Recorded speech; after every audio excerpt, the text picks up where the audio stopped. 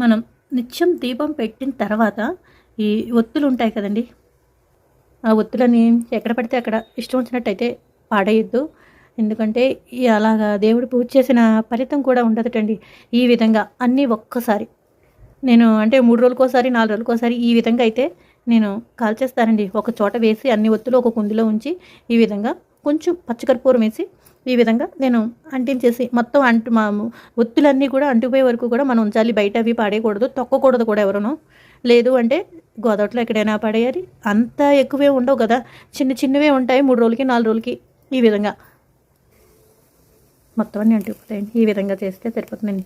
ఒకటి మనం ఎక్కడికైనా వెళ్తున్నప్పుడైనా మన ఇంట్లో ఇప్పుడు ఏదైనా ఫర్ ఎగ్జాంపుల్ ఏదైనా పూజ వస్తున్నప్పుడైనా సరే నిత్యం ముందర దీపారాధన చేసుకున్న తర్వాతే మామూలు పూజలు, వరలక్ష్మి వ్రతాలైనా, పోలాల అమావాస్య అయినా సరే ఏదైనా సరే మామూలు పూజలు చేసుకుంటూ ఉండాలి. ఇవేళ వినాయక చవితి కదా అని చెప్పి మనం విగ్రహం తీసుకొచ్చేసి వినాయకుడి పూజ అవి చేయకుండా నిత్య దీపారాధన ఉన్న తర్వాత చేసిన తర్వాతే ఈ వినాయకుడి పూజ అయితే చేసుకోవాలి.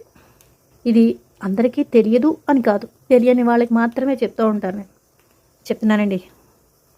దేవుడి మించి తీసిన పువ్వులైనా ఈ విధంగానే నేను కాలువలో పడేయకుండా గోదావరిలో వేసుకుంటూ ఉండాలి. కాలువలో అవి వేయకూడదు.